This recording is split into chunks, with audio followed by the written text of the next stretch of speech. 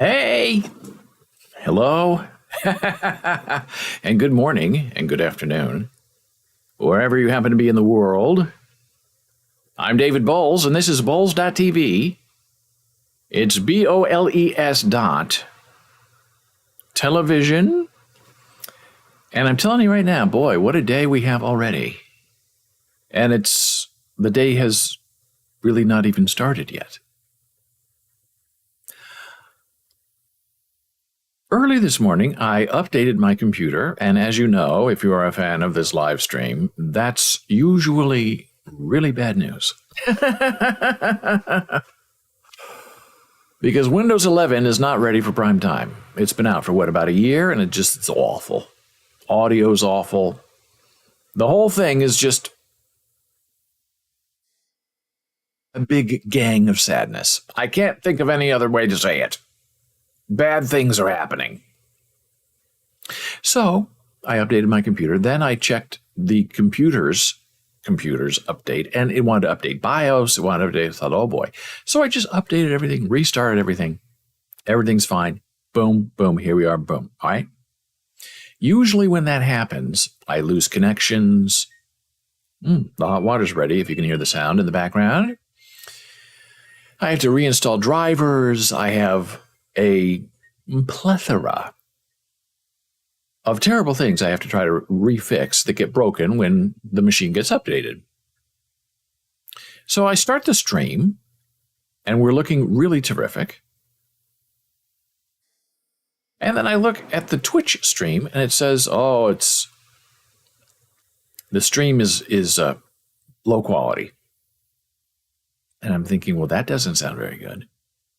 And I'm looking at it on my computer, and I can see, not too bad. If you go to Boles.tv right now, maybe we'll do it together. Because this is going to explain what's going on. So this is Boles.tv, This is the webpage, new webpage. Has all the links. These are things we talk about. What we're doing here, who we are, why we are here. And then you scroll and you scroll. There's a photo of me looking disgusted with my calloused hands. Photo of Jana Marie Sweetheart holding up a photograph of her own self, which is sort of self-reliant and unresolved. And here we have, this is the live show. This is the Twitch stream live. Right below it is the YouTube stream, which is going to be the topic of our next conversation. So this, to have the live stream play, you have to play it. It just doesn't play on its own. That's okay. So here we go. Me talking to myself. Twice. And 3 times on Sunday. And the stream looks great. The stream is there. The stream is fine. Right? Feels good. And there's a silly animated GIF of me seeing if I'm alive. And I'm not alive, by the way. I am a robot. I am not a human. I have no human feelings or emotions. So, what I do is I have a great big TV right over here. And if I were smarter with technology, I would have a camera, and maybe I should get the camera set up somehow so I could show you what I'm looking at. That would be sort of interesting if I were more interesting. And I usually watch on the big TV the Twitch stream so I know if I'm on the air or not, because sometimes you think you are, but you're not. So since we've started this simulcast this week, I have been watching myself on the YouTube feed. So in the living room, we have the Twitch feed on the Apple TV. Here in the office studio, we have the YouTube feed. And the YouTube feed is not working. So since we're here together, I'm just going to try one more time to see if I can figure out what's going on with the YouTube feed. It doesn't make any sense. I don't understand it. Because all week it's been fine. It's been working. Now Vimeo is coming up, which is my Vimeo account. which is our video account, a video hosting account. Now it's loading all my stuff. What have I done? It's Friday.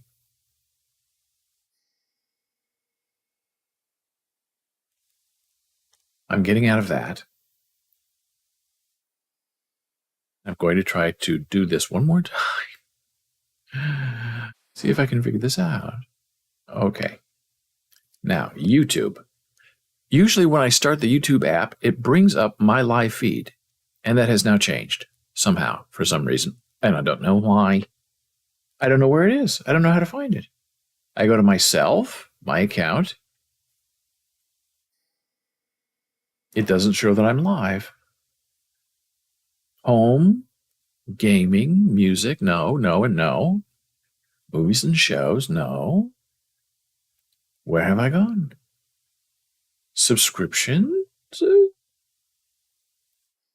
Oh, the library? Oh, it looks like it's in the library. So if I go to myself in the library and click on myself, aha! I see myself. I'll turn up the sound so I can hear. I see myself. I'll turn up the sound so I can hear. Yeah. Okay, so that's working.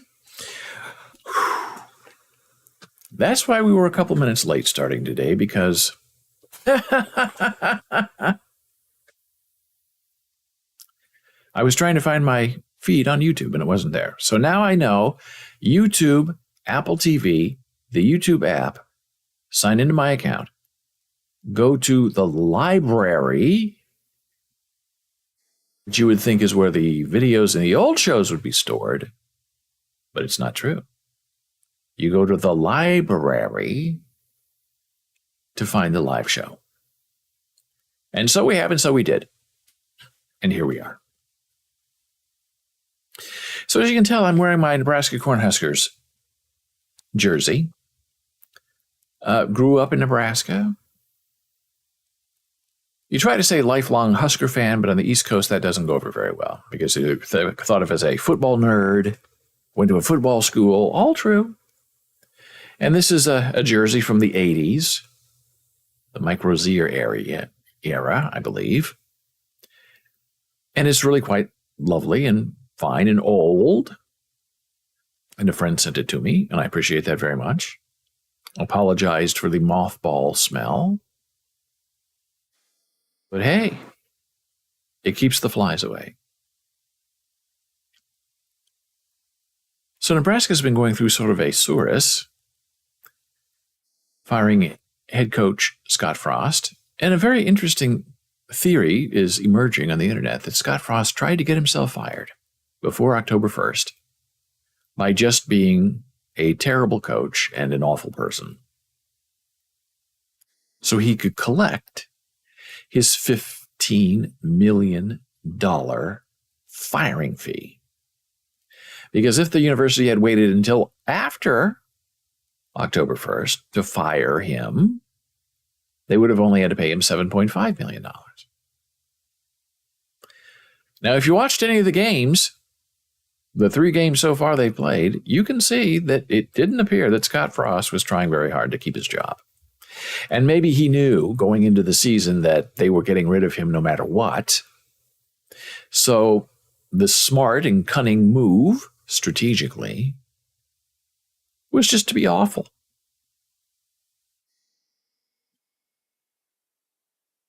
And to get fired early and collect a $15 million paycheck on your way out the door. So Scott Frost is out. Mickey Joseph, who used to play for the Huskers as well, as Scott did, is now the interim head coach. And he is getting the team ready for the Oklahoma game. And some in the media say, well, look, they had to get rid of Scott Frost. He was done. He was not interested. They could not go another 3 weeks, playing Oklahoma tomorrow, then a bye week, then playing, I think, Indiana on the 1st, and then firing him. Because for 3 weeks, all you'd hear about is Scott Frost being fired or not? So just by getting rid of him early, quickly, ripping off the Band-Aid, as they say in the internet, you set a whole new sort of strategery for trying to figure out what to do about this guy named Scott Frost. So you get rid of him early. The conversation about him stops. And now people can, talk more freely about who they want for the next head coach. They can talk freely about the Oklahoma game and the memories. And it will be interesting to see what happens. And the big name, the big rumor that you're hearing is Urban Meyer to Nebraska. He's going to be in town tomorrow. I guess he's going to be on the Fox pregame show starting at 10 a.m. Eastern. And if he's there, you can think that he just might maybe have a meeting with Trev Alberts. Now, my take on Urban Meyer is this. Pay him every single dollar he wants to come and coach at the University of Nebraska. Yes, he has a bitter and spotted past, but so does everybody else. Yes, he's done things he shouldn't have done. So has everybody else. Urban Meyer is a winner, and he knows how to coach football. And he's made mistakes, and he's admitted to them. And he is the right guy, absolutely, to lead Nebraska. Now, that is the view from outside of Nebraska. Inside Nebraska, it seems like there are a lot of people who, we couldn't possibly have an immoral man like Urban Meyer coach the University of Nebraska-Lincoln. We have a history here. We have a legacy here. Well, think about Tom Osborne and what he did with Lawrence Phillips. Lawrence Phillips beat up his girlfriend, suspended from the team, then magically brought back, I believe, for the Fiesta Bowl to win a national championship for Dr. Tom Osborne. And Dr. Tom addressed it and, gave his rationale. Look, what are we going to do? He's a great player. What kind of life will he have without football? If he happens to win his national championship in the meantime. So Tom Osborne made a hard decision. Right decision, wrong decision. You win a national championship. And Urban Meyer is a winner. He understands football. He will magically, overnight, change the tone and temperature of how people live and breathe Nebraska football. Will it happen? I don't know. It'll cost a lot of money, but they already cost a lot of money. Then they talk about, people at Iowa State and Kansas State. And I just say, as a person from the outside and a graduate of the university, we don't need any more mediocre coaches. We don't need another Mike Riley. I like Bill Callahan. I thought he was a top-notch guy. He brought in a lot of people. He's had more success after leaving the Huskers than any other coach leaving the Huskers has ever had. Bill Callahan is a winner. And that's an unpopular point of view. But I don't care. So we don't want to bring, Kansas State or these other small town programs to have someone come in and build up the program from scratch all over again. We need a giant, towering monster to step in and take control of the program and make it work. And that person, I believe, is Urban Meyer. But hey, what do I know? What's the internet saying about the big game? Well, hey, let's check the old Twitter. What's going on? I saw this. I thought this is hilarious. From Husk Guys. Husker fans getting ready to watch another football game. I believe this is the Husker fan. This is not the Husker fan. This is the Husker fan. And the fans try to be faithful and positive, and every week they get beat up. And here's the evidentiary proof.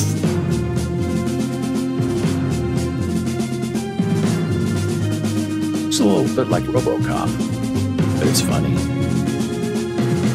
Falling down, but I guess not getting hurt. Oh, that looks like that hurt. Ooh. Hey, right in the face again. But it's true. That's what it means today to be a Husker fan. And the sad thing is if you weren't alive in the 1980s, in the 90s, when Nebraska was making its big run, you have only lived through generation or two of terrible football. So if you're a young kid in Nebraska, you don't know what it means to be a winning program. You don't know what it means to win a national championship. Because for all of your life, the team has been terrible. Prince Akamura, no place like Nebraska, not sure what that's about. This is Mickey Joseph, new coach, interim coach. New leadership can change everything. New voice, too different hearing and reach. Looking forward to see what Coach Mickey Joseph can do for and with this team and its program.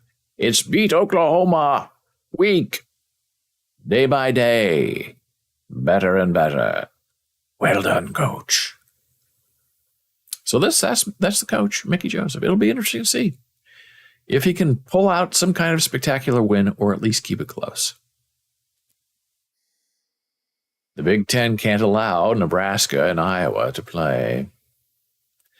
Combining the Huskers' terrible defense and the Hawkeyes' terrible offense is like dividing by zero and will result in a black hole that consumes us all.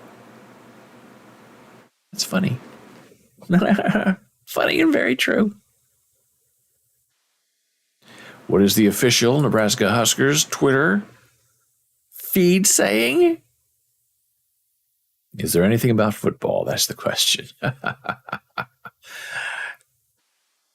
Name, image, and likeness, brand building.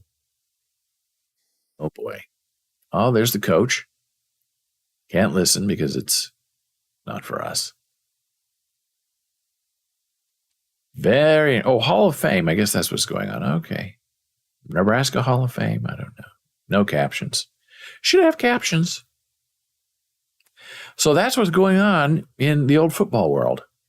And it's going to be very interesting to see if anybody can pull out a win.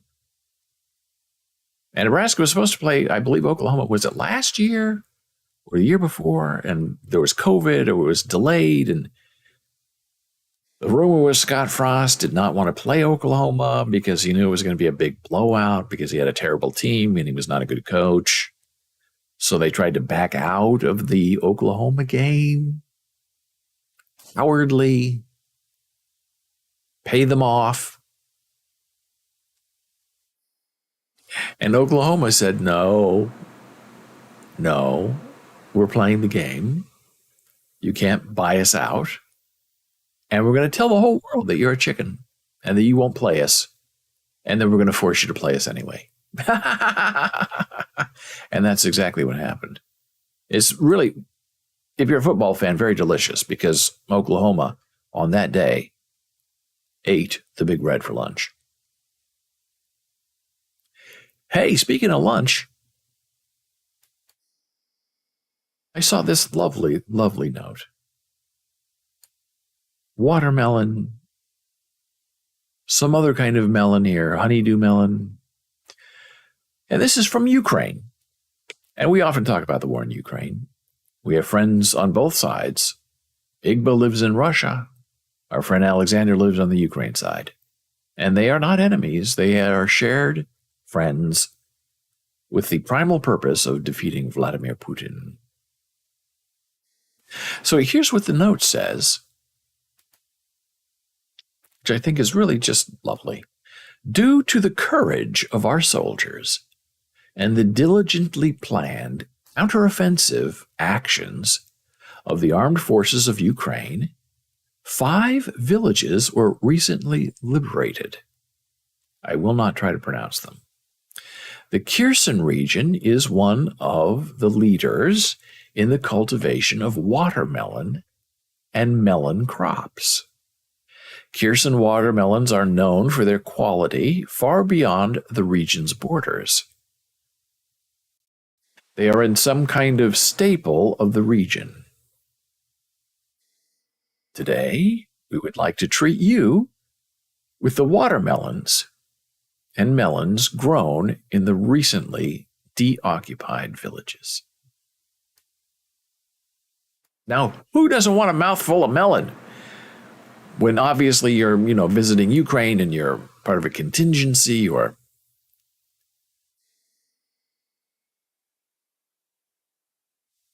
and they don't celebrate the liberation of the Kherson region with obvious alcohol or some other kind of consumption, but they offer you something sweet and delightful instead. A liberated watermelon, a liberated cantaloupe, a rescued honeydew, and it's just beautiful and it's charming and so smart because this takes the liberation of Ukraine to a whole new level of beauty and imperative importance. And now it's time for our very first blood pressure break of the day, returning in a moment.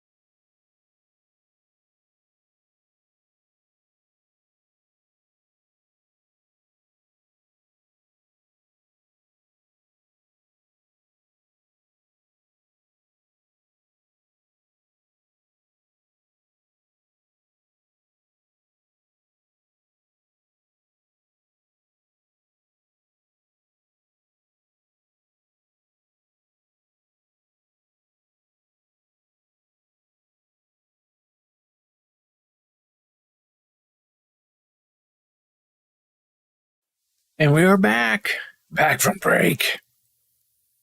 I'm David Boles, and this is Boles.tv, BOLES.television.tv. Thank you so much for being here today. If you have any questions or concerns, hey, come and join our Discord server. I'll put the link in chat right now. We have links, we have conversation, we have wonderful things going on. We invite you to come and spend your time with us. And just checking my YouTube stream. We are still alive, but maybe not living. Hey, it's Friday. And you're a diehard Husker fan. What are you going to do? Well, you wake up early tomorrow, you watch this pregame show, and then the game is at 12, and then everything's going to be very sad. Maybe.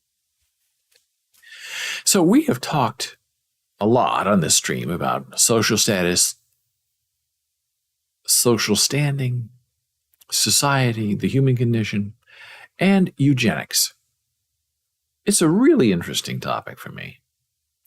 Not just because I have a lot of disabled friends or because my wife is deaf, but yeah, that too.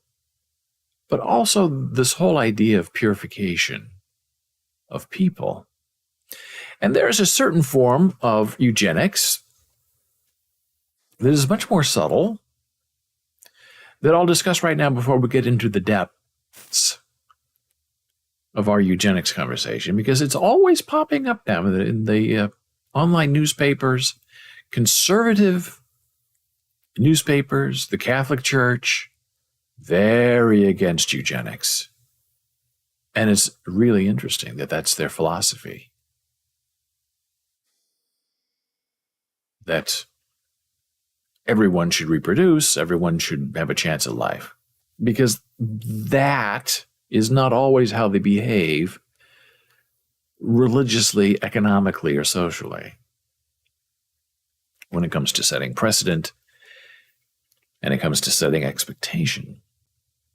But a more subtle form of what I will call eugenics, natural selection, discrimination by purpose and design, is that between the rich and the poor. Now, I grew up very middle class, lower middle class, in the Midwest, but I happened to have a lot of friends who were born extremely wealthy, which served me well when I moved to Washington, D.C. and then New York City, because when you go to an elite school or you live in a certain neighborhood, there are people with money, and they live very differently from the rest of us.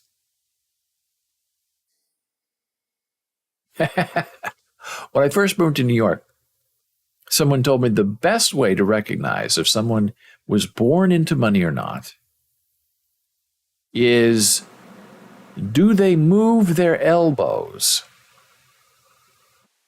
when they speak and when they walk and when they do things? And I thought that was very interesting. And I'm not saying it's true or not, but after that was mentioned to me and I started looking at the social strata of people and wealth, there's something to be said. Meaning that people who work with their hands, people who are blue collar, they move their elbows. Whereas people who are born into society keep their elbows locked at their sides, and they just speak and work like this. They don't have to lift things. They don't have to push things that raise your elbows. Just when they're walking down the street, when they're looking at a piece of paper, they pick up the thing from the table like this. They don't pick it up like this. Very interesting. So that was the clue that my friend gave me. Came from wealth as a little signpost where you can read people before you actually meet them. Anyway, so you're in the Midwest, you're growing up poor. Most of your friends you go to school with are poor. And then, because, as I've discussed in my Human Being podcast, when you get involved in theater, especially community theater. Community theaters that are there to, pay people and to put on great shows are not usually found in the poor sections of a city. They are found and built in the wealthier areas of town because those are the people who want to be in the show, and those are the people who want to pay to have a season ticket. So if you're a lower middle class kid like me and you want to be in a show at the Playhouse,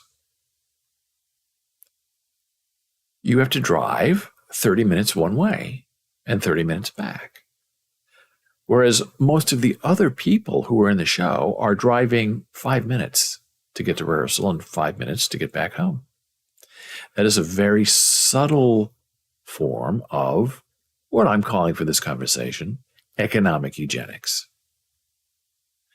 Now, if you don't have a way to get to rehearsal every night of the week for 6 weeks, whatever, there and back, an hour in a car, you're not going to be in a show. You're not going to meet other people. You're not going to have rich friends, even though you are not rich. So that's an interesting way of separation through something that you think is inclusory, like the arts and drama, when it's really not. It's all a bit of a scam. So in that experience of hanging out with the rich kids, and they sort of accept you because maybe you have talent or you're in the show together, or they're lonely, they want to have friends. The parents don't really know who you are, where you're from, but you wouldn't be in the show if you didn't have some kind of money to be here. It's a very interesting, unspoken dynamic that is also sort of damning in conclusion. So people in the Midwest, theater people, love to have parties. Now, it's not true, really, as I discovered, in New York City. In New York City, when you do something, you go, you do it, and you go home. You don't really hang out afterwards. What do you want to do? Where do you want to go?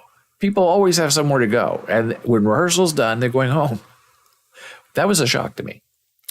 So you're in the Midwest growing up. What do you want to do? Where do you want to go? Oh, we'll go to Patty's house for a party. Okay, so we'll go to Patty's house. And it's not alcohol or anything like that. It's just a very big, beautiful mansion with delicious catered meals, food, finger food for kids. And you walk in there and you learn very quickly to play it cool. You don't walk into a rich person's house and go, oh my God, you have a chandelier. You have sterling silver. You have 5 cars. Because you do that, then you're looked at like you're the help. Then you're looked at like this is not normal for you. So you have to very quickly learn to assimilate, eugenically speaking, and realize I don't fit in here. I don't recognize any of these things. These things are much nicer than I have or that any of my friends have, but I got to play it cool. Like this is ordinary. This is to be expected because that's what it is for them. That's the life they lead. So your rich friends, all their cars and all their chandeliers, that's ordinary to them. That is the regular of it. And it works in reverse.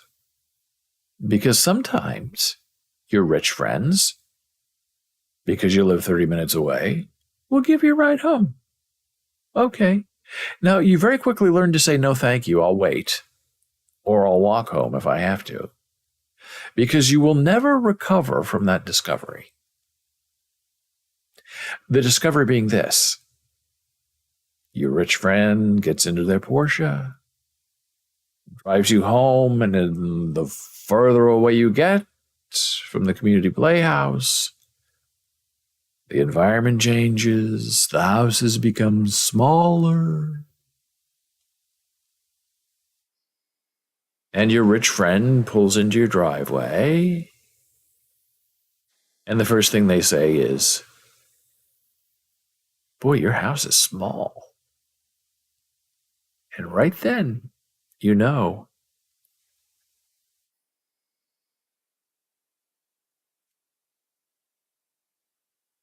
the secret is out. Now they know. Now they, I'm sure, quickly learn to judge that small house, but then to eventually keep it to themselves. Be quiet about it. Don't say, oh, you have such a small house. You're poor. You don't have a 5-car garage. You don't have any garage. So that's a painful lesson when you see in the eyes of your rich friend realizing you are not one of them. And then you may be in the play together, but you don't belong together. So moving on from that idea, not into complete and total eugenics yet, but the social status eugenics that you find perhaps when you attend a university. And even though it's a university, a public school, there are rich kids who don't want to go far away from home, who don't want to go to New York to go to school. They're just going to stay home and have their parents pay for it, and they will live the rich life, which is okay. But be very careful. Because there is a certain unspoken, unknown thing that, let's say, between a rich female and, not necessarily me, but someone like me from a middle class, lower class family who might be on scholarship, while they are not. They have influence and power in the university because their parents are part of the system and donate money. And you very quickly learn that, stereotypically, the rich girl is very happy to entertain you as a friend, as a performing monkey, not as a confidant. But we'll have a conversation with you, hang out with you, do things with you that are on a surface level. But when it comes to dating, marriage, child having, there is great pressure to not marry below your social status. You want to marry someone who is at your status, or better, up. You marry up, you don't marry down. Oh, I'm marrying for love. That's what middle class people say. That's not what rich people say, in my limited experience.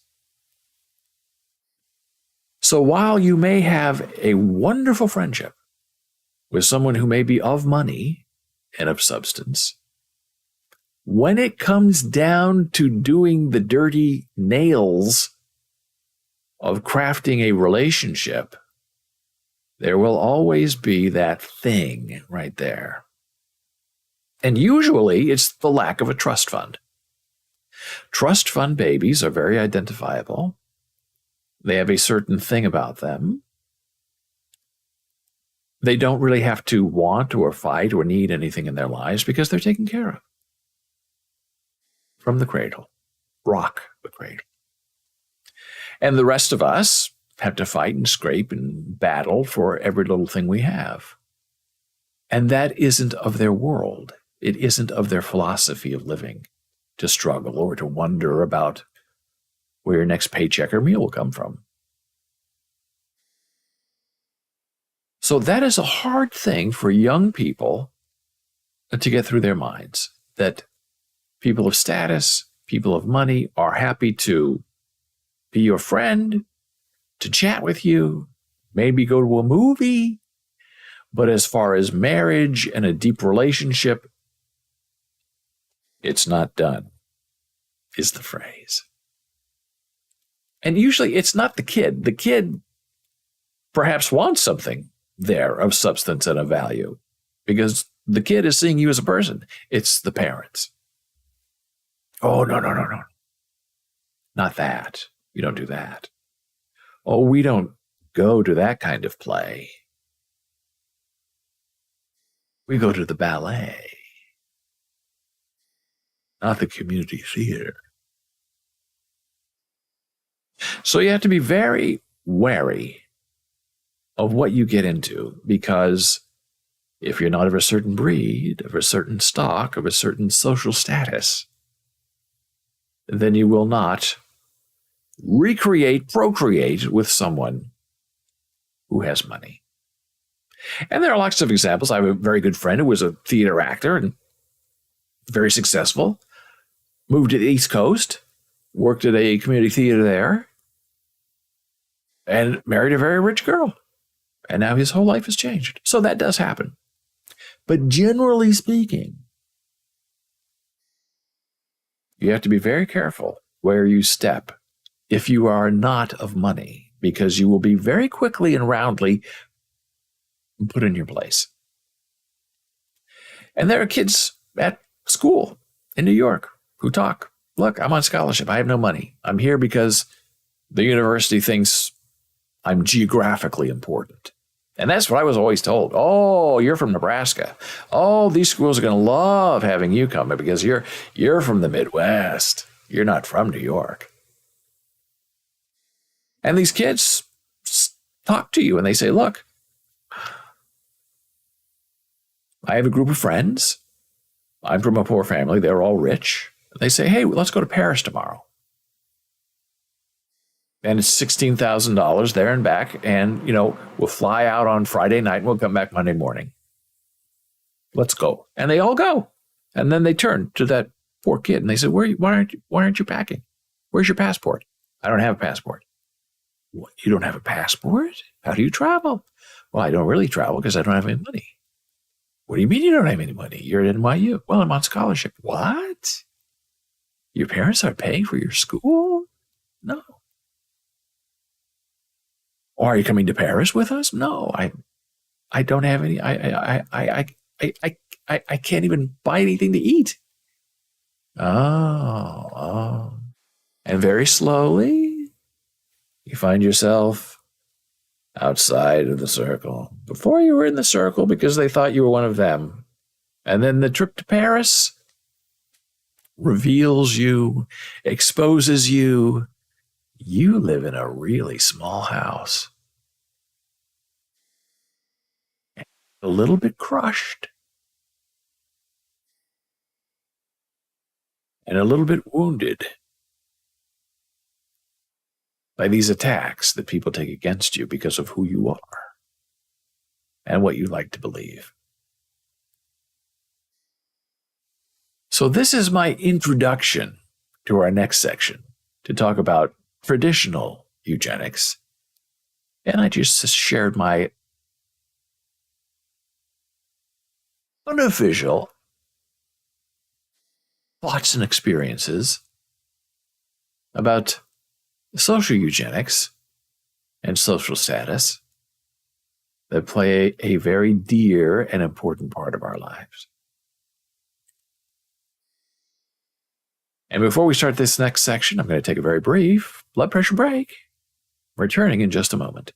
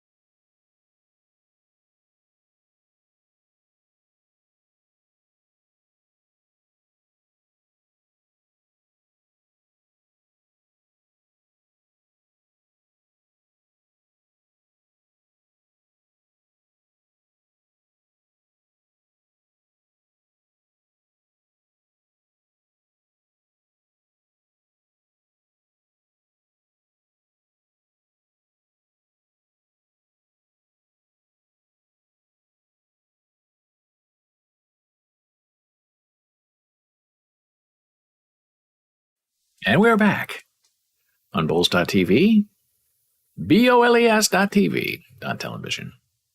Interesting conversation today. I thank you so much for being here. Make sure to get in touch if you have any questions or comments, concerns, thoughts, answers. Let me know. That's why we're here. Monday through Friday, 9 a.m. Eastern. So I have a new pen, and I have a big fountain pen collection. But someone saw that this pen was being used to sign something official. Now, it's interesting, when I put my hands up here like this, you can see that my jersey is really a blue red and not an orange red. I don't know where this is coming from. But the V pen, this was being used to sign something official in the UK, I think, is a fountain pen. Oh, it looks like it's leaking. Someone summoned Prince Charles, King Charles III. And I've been writing with it. And it's very scratchy, and I like it a lot. Super cheap, I think 10 on Amazon, 10 for $1. I like V pen. And it's, then when you're done, you use it, throw it away, which is probably irresponsible. But it's okay if you're looking for a fun writing experience. The other thing is iPhone iOS 16, whatever. I love the new wallpaper screen, I guess is what you call this. I love the time. You can fix the time. Why is that thing jiggling like that? Oh, I don't know what that is jiggling. Oh, I think that's the sensor. And notifications are at the bottom. And you think, why are they at the bottom? Why are they not where they belong? And the answer is because the new iPhones, the iPhone 14s, have AOD, which is always on display. And we have a pair of iPhone Pro Max blah, blah, blahs coming soon. Not today. And I guess with the always on display, it's like your Apple Watch, where even though it's off, and this is the off, that is off, right, with the black screen, then you flip your wrist, or you touch it, you turn it on, and then it's in the on screen, that's on, okay? So the same thing's going to happen with the phone. The new phone that's coming soon to a theater near you, a mailbox near you. So when the always on display is always on display, prying eyes can read your notifications. So that's why I believe they make you flip them up, and so you still can't read them. But if I turn my face on, if I turn on my face, then you get the full thing. So I guess that's the whole idea between the implementation of the iPhone and the new technology. I'm looking forward to it. That's the iPhone I just showed you. That's old. That's an iPhone 11 Pro Max, I think. And get the big screen. That is my advice to young and old. It's not possible to not have a big enough screen. You want to see as much information as you possibly can, especially as you get older and your eyes get bad and you can't see anything. You need a big watch screen and indeed a big phone screen. So go for the Max, the Pro Max, the Ultra Max, whatever it is. And the new iPhone Ultra, not iPhone, the Apple Watch Ultra thing, massive, big, chunky, some say ugly. I love it. I would love to get one. It has a big screen, a long battery life, and I actually live my life through my phone, through my watch, more than I do through my phone. I guess because it's always here and I have everything I can. Well, the wind is out of the northwest at 3 miles per hour. My last heart rate was 168 exercising this morning. I have a compass pointing north, all my exercise rings, my music. Current temperature is 63 degrees and sunny skies. How many steps I've taken, 800, which is terrible, but I don't wear this watch when I'm exercising. That heart rate number is going from my heart rate monitor that I wear on my chest. And my battery is at 99%, which is pretty good. So all of my information really is run through my watch and then tangentially through my phone. But if I want more information, if I want to dig deep, then I got to have my phone. Then I'm in trouble. So we've been talking about all kinds of different forms of subtle eugenics. And they say, well, if a person's rich and they don't want to date you because you're poor, even though they might like you, that's not eugenics. Well, the idea is that the rich marry the rich and the poor marry the poor. You don't intermingle money with nothing. That was the point of that. And here's where it comes from.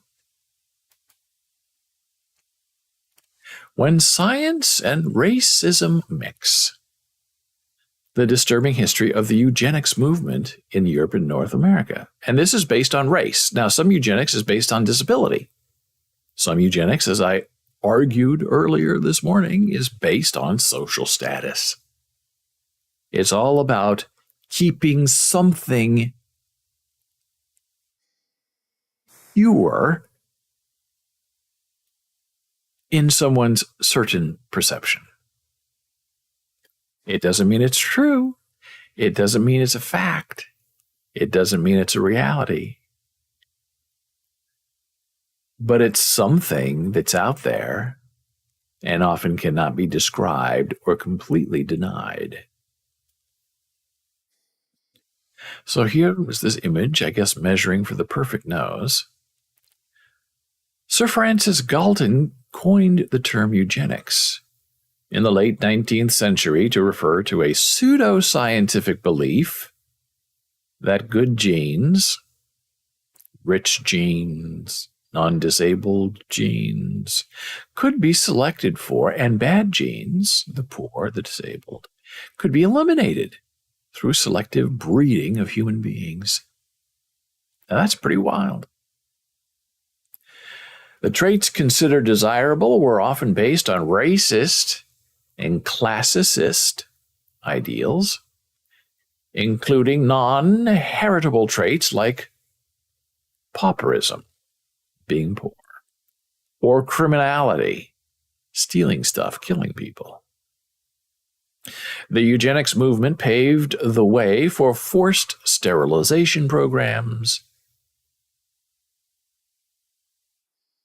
miscegenation laws, and even genocide.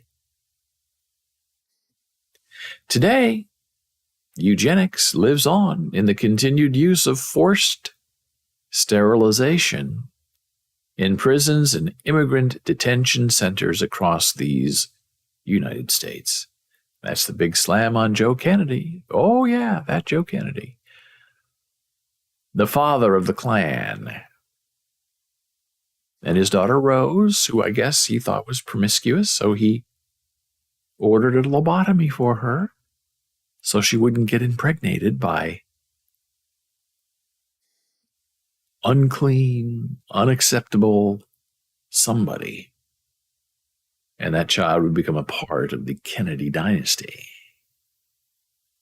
Pretty rough. There is a term, positive eugenics, as a noble goal on the surface, but an ugly underbelly.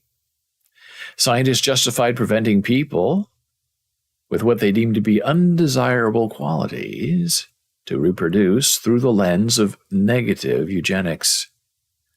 This was the far more prevalent side of the movement. So in 1883, eugenics is invented, and they work to try to make it scientific. Oh, this is scientific theory. This isn't discrimination. This isn't killing off a certain amount of people because we don't like them. Oh, no, it's none of that. We're measuring noses and heads and ears just to find the perfect person, and then from that point on, we will begin to reproduce a super race. That was in 1883, not 1945. One of the biggest influences on Sir Francis Galton in 1883 was his cousin, Charles Darwin, known for his contributions to the study of evolution. Darwin's work on the origin of species inspired Galton to explore the idea that we can improve on the human species through selective breeding. The breeding of people, not animals. Although they do that with animals, right? Purebred dogs, cats, horses.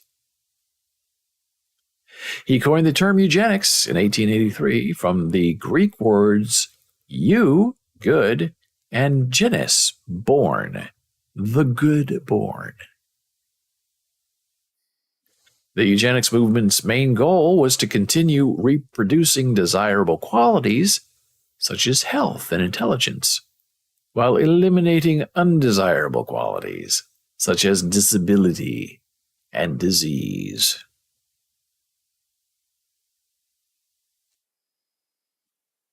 People of Nordic descent, Vikings, if you will, who were predominantly white, were considered good in birth, models of eugenic ideals. Now, where have we heard that before?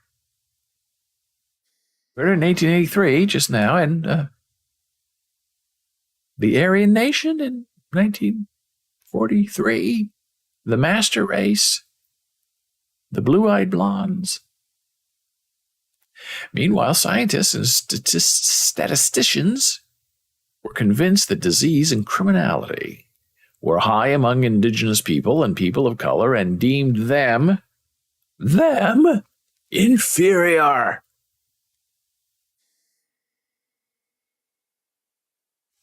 (1907) Forced sterilization programs sweep the nation. With racism rampant, marriage, reproduction between people from different races, scientific racism gained wider acceptance in the U.S. with books like The Passing of the Great Race by Madison Grant, promoted racist ideals like civilization preserve for the Nordic people through selective breeding. His racist text also argued that unchecked immigration were contributing to race suicide. The state also sterilized people considered to be idiots and imbeciles, which were medical terms used to describe people with mental illness and disabilities. Why would we want them to live? Why should they have a life?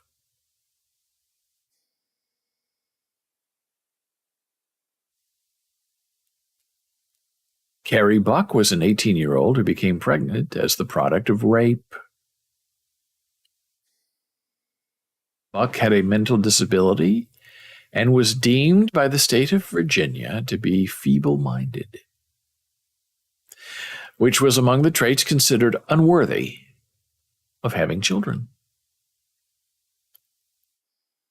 Justice Oliver Wendell Holmes, who ruled in favor of her forced sterilization, said, "It is better for all the world if instead of waiting to execute degenerate offspring for crime or to let them starve for their imbecility, society can prevent those who are manifestly unfit from continuing their kind."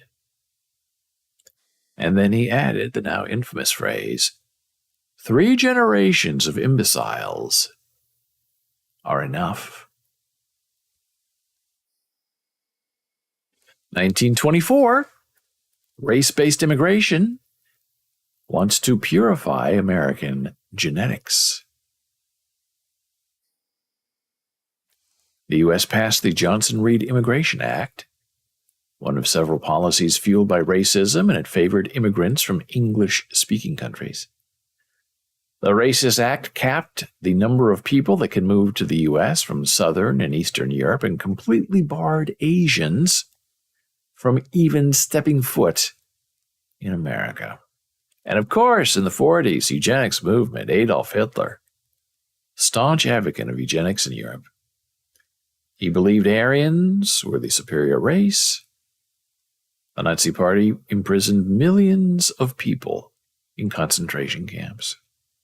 Among those were Jews, Romani, disabled people, and members of the gay LGBTQ plus community. And yet, despite that long and ugly history, we still have this idea of eugenics in today's world. I described social economic eugenics. Subtle, creepy, creeping, terrible, and verifiable. The eugenics movement was unethical because it evolved into an avenue for racism to flourish. The traits deemed desirable were generally based on white supremacist ideals and treated non-genetic traits like poverty and criminality as if they were genetic. Policies were not overturned until surprisingly recently. In fact, women, and we've discussed this before, in California, in prison, were forced to be sterilized until 2014. The victims of these coerced tubal ligations were prisoners predicted to end up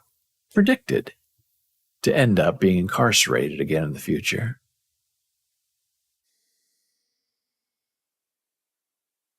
The big difference with the racism-fueled eugenics movement of the 19th and 20th centuries and today's genetic practices, such as genetic testing, is consent. No one should be forced to undergo genetic experiments or unalterable procedures like sterilization if they don't want to. Is it possible? Can we survive without some sort of low bar of justification for who lives and who dies? It's a very interesting question. And another story on the same eugenics line, Canada's medically assisted suicide is now available for mature minors. Canada struck down the long-established ban on medically assisted suicide in 2015. However, in only 7 short years, the predictable slip into more and more dubious territory has already started. Canada's Medical Assistance in Dying, MAID for short, MAID, only included allowing suicide to those terminally ill if they were expected to expire within a short amount of time. Well, that quickly changed to include people too poor to afford to live. As of 2021, MAID now also includes people with mental illness and, more horrifically, mature minors. By mature minors, that means children. Children must be at least 12 years of age and capable of making decisions with respect to their health. These mature minors must be suffering from a medical condition that is severe and incurable in order for them to say, I want to die. Calling children 12 and older mature minors is merely justifying the exploitation of that vulnerable and easily manipulated portion of the population. Well, son, we don't have any money. You're sick. Doesn't look good for you. Hey, it's your choice. Mom and I are here for you. But if you want to end it all now, no one will stop you, including the government. They'll help you kill yourself.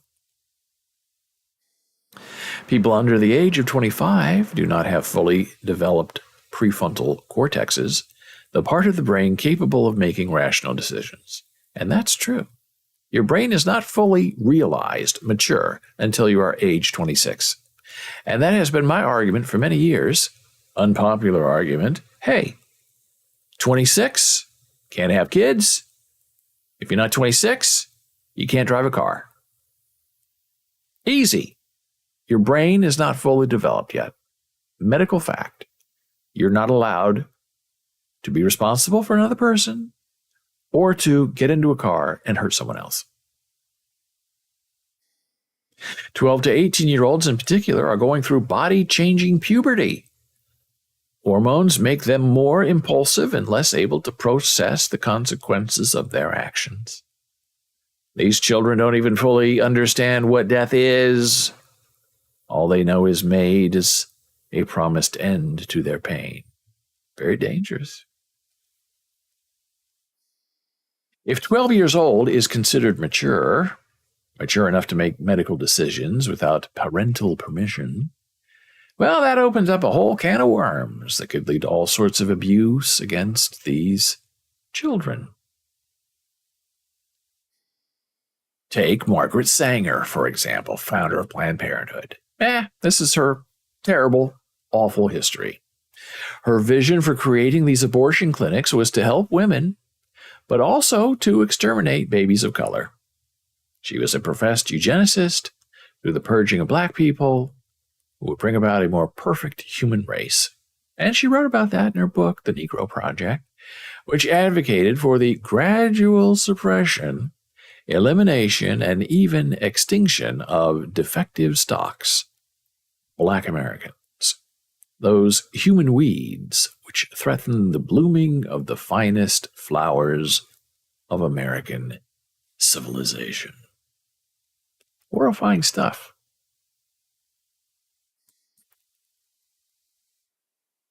And now we go on to the idea of the disabled. General idea to the racial idea. Now, what are you going to do? Disabled people. Well, they say, who wants a cripple? Once a cripple, always a cripple. Why pass down the cripple gene?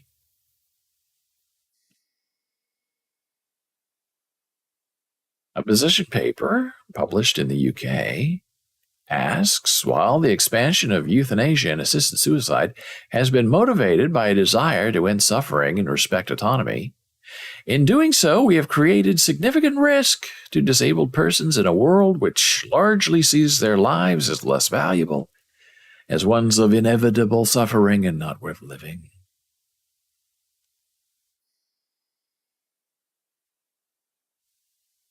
There are ableist attitudes in the medical profession. A recent survey found 82% of practicing physicians in the U.S. believed that people with significant disability have worse quality of life than non-disabled people. This makes unbiased practice with regards to disabled individuals highly questionable. What does the future hold for the disabled?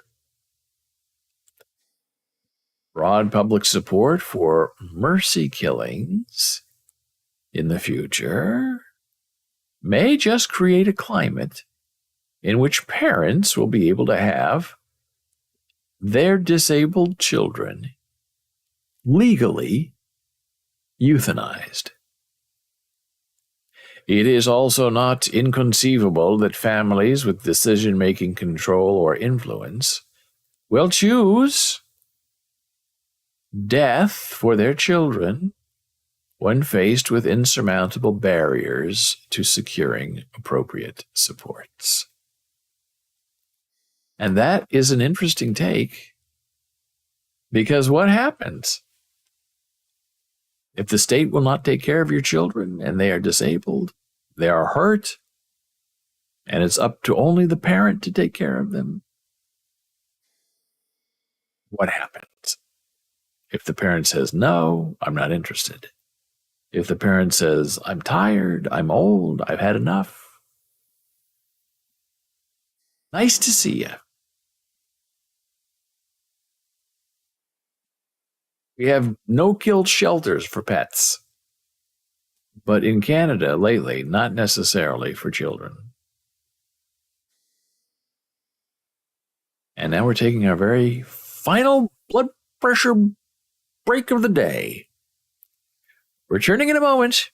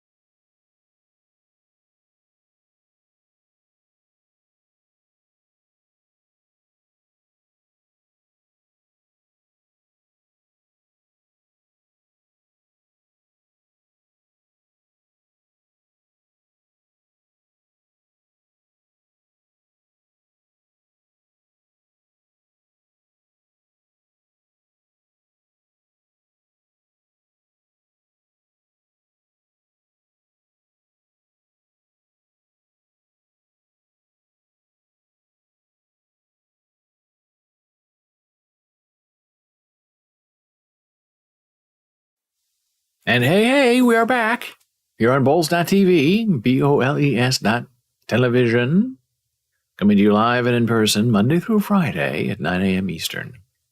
It's a beautiful day on the East Coast. We are currently experiencing 63 degrees and sunny skies. Last week it was 100, and now it's 63. Beautiful. Windows are open.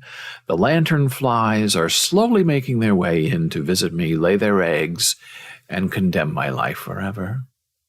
So you might hear some construction going on, a lot of big buildings going on. In a 1 block radius of us, there are like 5 or 6 huge 70-story multi-towers being built as we speak. So today we've been talking about eugenics, social eugenics, economic eugenics, racial eugenics, disabled eugenics. And then I got to thinking a little bit about some of these internet memes that aren't necessarily about eugenics, but are about separating people into identifiable camps of behavior and belonging. And it's interesting what people choose to fight about on the internet. And I will give you several examples that I have found completely and utterly and strangely fascinating.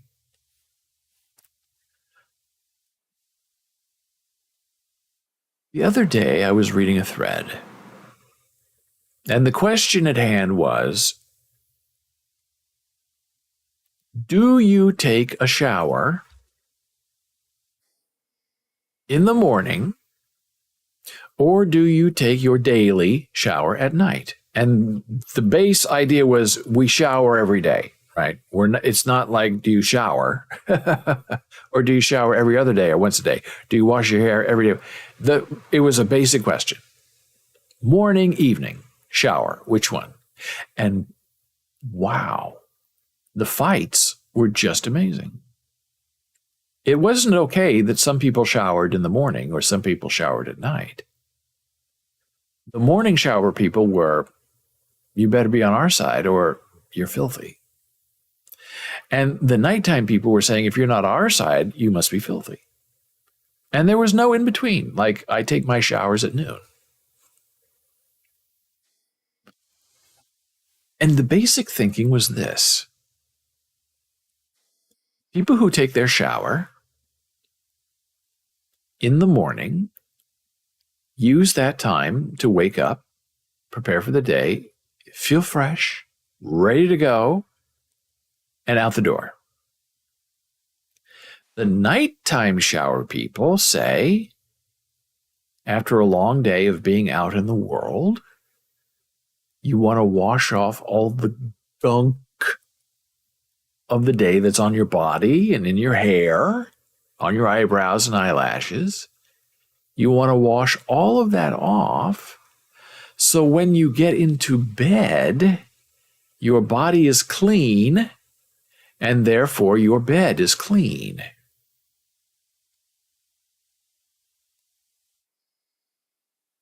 And the people who take a shower at night then go on to further say, if you're taking your shower in the morning, you're going to bed filthy. And the people who take their shower in the morning turn around and say, well, if you're taking your shower at night and you're sleeping 8 hours, you're waking up stinky, filthy, full of sweat, and going out into the world. What's wrong with you? And then back and forth and back and forth. And of course, you talk to yourself and you think, well, that's interesting. I am a morning shower kind of person because I tend to sweat at night, even if I don't have any covers on. I'm a night sweater. So, and my hair, which we talk about here quite often. I have very fine hair, rabbit hair, as I was called growing up. And if I just like put my hand on my hair like this for only a moment, then it'll stick out. Now, I tried silk or satin, whatever they are, a long time ago, 40 years ago, pillow covers. pillowcases. That worked. My hair was relatively untouched. But if I'm in like a regular bed, my hair is out and out and out. Impossible. The only solution would be, if I were to take my shower at night, is to rewash my hair in the morning. And as you know, when you're washing up, the thing that takes the longest to take care of is your wet hair. You have to comb it, you have to style it, you have to blow dry it, put goop in it, whatever. Some people just comb and go. I'm not that lucky. So for me, just from a practical point of view of saving time, I take my shower in the morning. And I remember when I was a young kid, I had an older friend. We worked at the TV station together, and he came up to me and he said, I knew his son. His son was a few years older than I was. And he said, how many showers do you take a day? And I said, well, John, that's kind of a personal question. He said, well, I'm asking because my son takes 4 showers a day and uses up all the hot water. Why? What's he doing in there? And I don't think he was doing anything in there. But I did understand, because at that time I was sort of feeling the same way. You're growing, you're 11, 12, 13. You're growing. You're greasy. Your face is breaking out. You're starting to smell bad in places you don't know you really had. And you just want to wash it off and feel fresh. So I told him, I said, John, I think that's normal. He said, it's normal for a teenager to take 3, 4 showers a day? I said, yeah. He probably doesn't feel clean. He feels better after he takes a shower. So he seemed to accept that. So the people who shower at night are and my wife, my beautiful wife, Janice Sweetheart, showers at night, preferably. Usually. She'll shower all day, any day. But usually she prefers to do it at night. And then she wakes up, goes.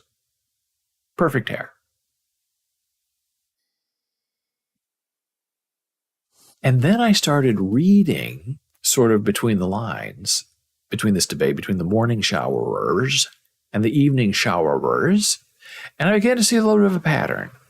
And it looked like a little bit of economic separation to me.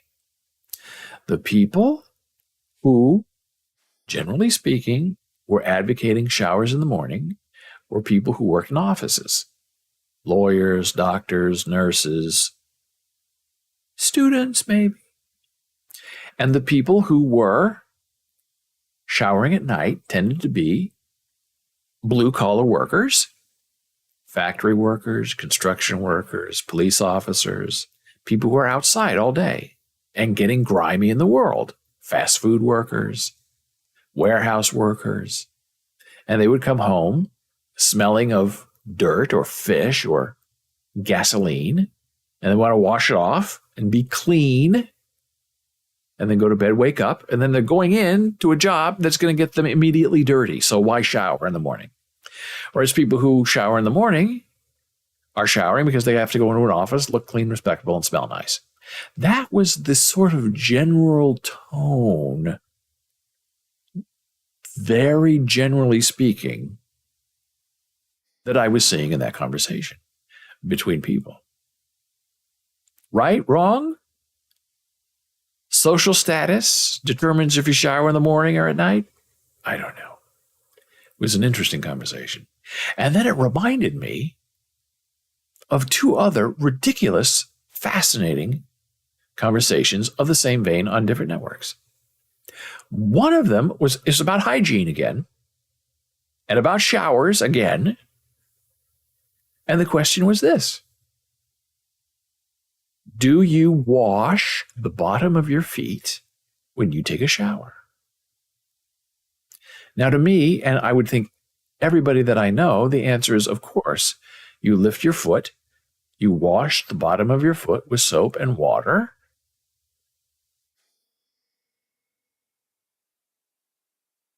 to have clean feet. But the reason this person was asking this question is because he had a roommate who was walking around the apartment with filthy, filthy feet. And he finally asked him, he said, you just took a shower and your feet are filthy with dirt. Is that possible? And the guy said, I don't know what you mean. I just took a shower. My feet are clean. He said, well, did you wash your feet? Did you use a washcloth or soap? Or did you touch the bottom of your foot with your hand? And this guy said, why would I do that? The shower washes my feet. I don't wash my feet. And then the conversation blew up. And again, it was like half and half. Half of the people actively wash their feet. The other people say, why would I? They're being washed while I'm in the shower. Now, that one sort of amazed me because I could not imagine why you would take a shower and not actively wash your feet. It doesn't make any sense to me. But that's okay because I don't understand a lot of things. Now, here we get even more interesting about personal hygiene and taking showers. So on a whole other day, on a whole other network, the question was asked this way, and it was a woman asking about her new boyfriend. She said, when you go into the shower, do you wash your butt, your backside, your anus? And people said, of course. You're in a shower, you soap it up, washcloth. I use it to push back in my hemorrhoids. One person said, of course, that's what you're supposed to shower, that's to clean yourself. And then the angry mob on the other side stepped forward into the abyss known as the internet and said, why would I touch myself there? That's unclean. Some said it's a sin against God. Others said that's gay for men or women to actually touch their anus and wash it with a piece of soap. I thought they were kind of joking until I kept reading and I saw this very forceful, vigorous defense against washing your backside. I actively wash my backside and my anus and all of my private parts every time I take a shower. And the reason this was being asked, this woman said, because, we're getting ready to be intimate and have sex, and he goes into the shower and takes a shower and comes out, and he smells terrible. And she asked her, said, are you washing your backside? No, why would I do that? Said, well, your whole backside, you're hairy, all down there, dingleberries, as they say, and now you've just wetted them all, so they're super smelly, and it's not turning me on. And the guy got offended and upset and left the apartment, and I don't know if they broke up or not, but how do you negotiate something like that with a person who will not clean himself? But he had a lot of supporters. Nobody should do that. Never touch yourself down there.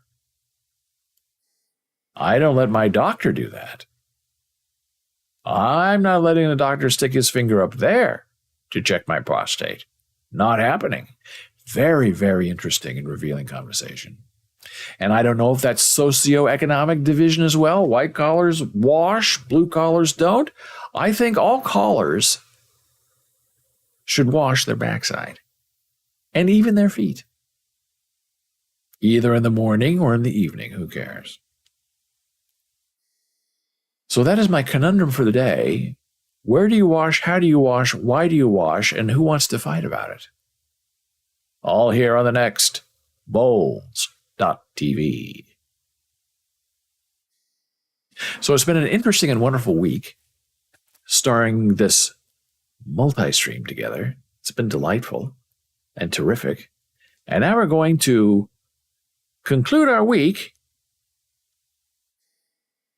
You guessed it. A little bit of really terrible chess, starring your friend and mine, Ringo Starr. Now it's me. Somebody asked me about that. I said, why do you say that sometimes? Your friend and mine, Ringo Starr. And I say, if you listen to the Ringo Starr album Photograph, at the very last song, the very last moments of the song, Richard Starkey Ringo Starr says something along the lines of, "Thank you for coming from your friend and mine, Ringo Starr." And so I'm appropriating and borrowing it in all the most romantic ways. I hope, if I'm out of line, you'll let me know. So now we're going into our Chessable training session. Yes, it's going to be hard and it's going to be painful. But what else do we have to do? Except to, share the pain. Just share the distress, as they say. So we are still in our learning chapter of revealed mates and double mates. It usually means moving a piece to put the king on the opposite side in check. Not always, but usually it means you're sacrificing your queen, which is a very painful and brutal possibility. Now, I'm not clicking on the puzzle yet because when I click on it, it starts a timer, which means I can't give this introduction because I have to think really fast, and I don't think very fast. So we are playing the black pieces. We have to solve this puzzle within three, count them, 3 moves. Here we go. The object of our desire is this king. Aha. We are here. We are here. Very interesting. We could go there. There's the king. We have this bit of protection, maybe, from a bishop. We have this down here. Rook. Oh, that'll want to take our queen. That looks very dangerous. And we have a rook and a rook here, which probably won't play because they're not in very good position. And I'm running out of time. So where do you go? I think I have to go here to put the king in check that way.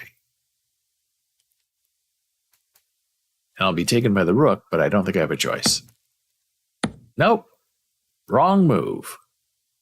So the trainer corrects me and says, do it this way. That is a better move. Because when I moved over here, the rook would take. And then I could take, but then that'll take, and that'll take. So that was a bad move. So now they're going to force me to make the right move. Boom. King moves. Now where do I go?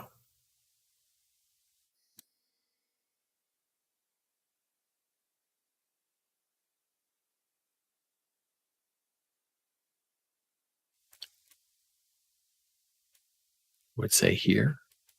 Puts the king in check. King can't move here. Can't move here. Can't move here. Can't move here. Okay, I believe that is the move. I think. Who knows? You never know with these puzzles. I think it's right. I'll move it. I will do. Aha! The king moved away from me.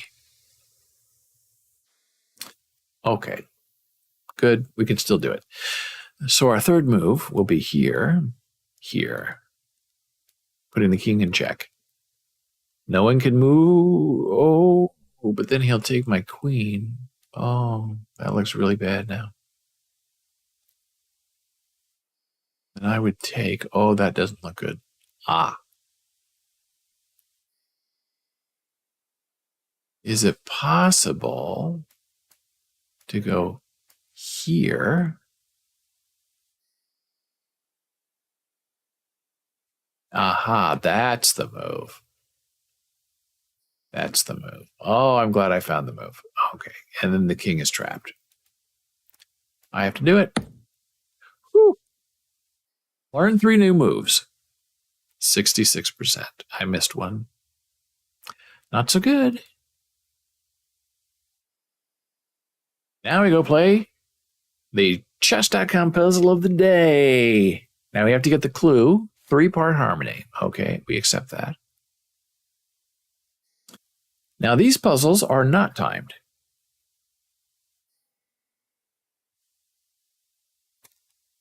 Which is both good and bad, because I need all the help I can get. Now, the rule that I play by when I do these puzzles is if I get it wrong 3 times, I take a hint, which is down here. And after getting the hint 3 more times, I can't fix it. Then I just have it moved for me. But I hope it's not going to be that way. So we're playing black. Black to move. The clue is 3-part harmony, which makes you think you have 3 pieces of the puzzle causing trouble. 3 pieces of my puzzle, the black pieces. I would think, but who knows? So that is the object of my desire. Here are my best tools, my queen, my rook. And this lovely bishop has a great angle. So this looks good here. This looks very divine. Maybe even going there. This is looking very interesting. This is looking interesting.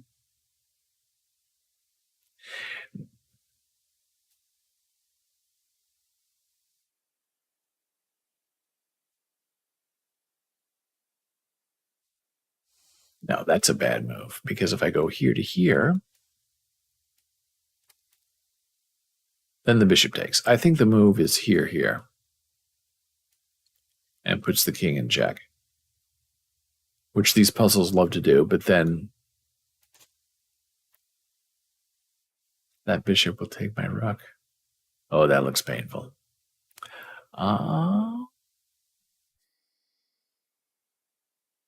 And then I think, well, I could go here to here, king in check, but then the queen is not protected.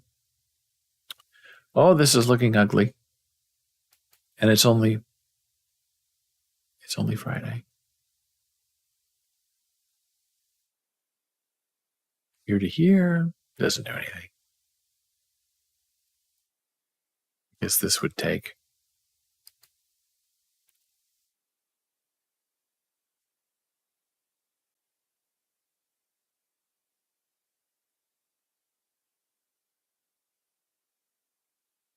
But this is not bad, because this bishop protects, so the king would have to move. That's a pretty good move. That's pretty good.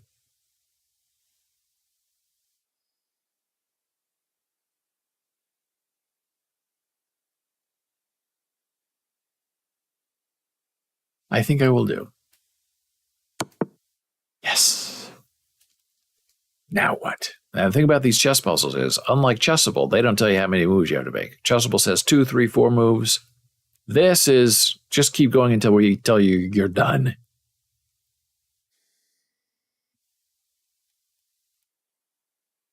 So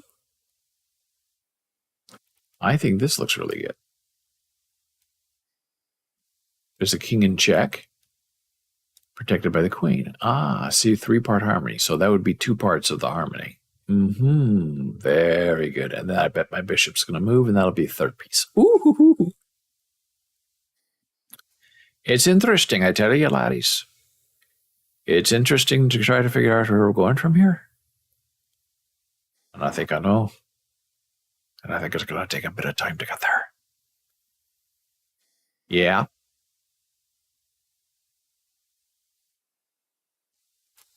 I'm going to make this move. It's active. It puts the king in check. Love that. That worked really well. Now I know exactly what it's going to be. So this is the 3rd part of my harmony. The 3rd part of my puzzle. Here. King in check.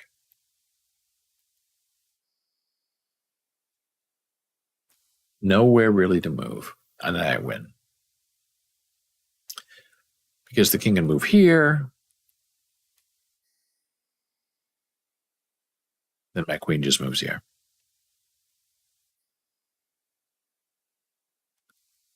King can't move there, can't move there, can't move there, can't move there. Yeah, that's the move.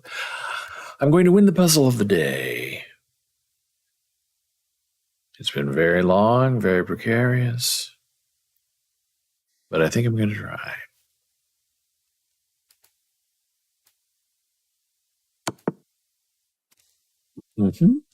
Right? And then part 3 gets reinforced here. And it's over, Johnny. Over!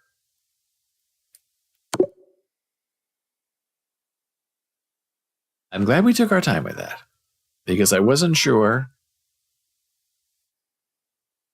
what to do. But you go piece by piece. Some of these chess.com puzzles are very tricky because they try to trick you into thinking you're doing what you're not supposed to be doing. The puzzles on Chessable are a little more straightforward because they want you to do this, don't do that. And then they train you to do the right thing. We have lots of sirens going on outside. I have no idea what's going on, but it sounds exciting. So I thank you for joining me this week. It's been a wonderful show, wonderful week of shows. Whole new experience simulcasting. Many avenues to find a new home.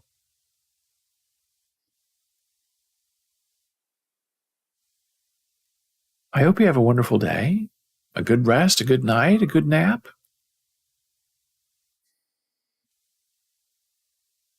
If you have any questions or comments, you can email me, david@boles.tv. You can find me on Twitter, @DavidBoles. Super follow to follow. You can find me on Facebook, BOLES. Instagram is Boles Books. YouTube is Boles Blues. And go to our Discord server if you want to get some of the links and some more information from today's show. The link is in chat. And until I see you again soon, may your soul be filled with joy and the right and proper kind of shower that makes you the most happy. I'll see you soon.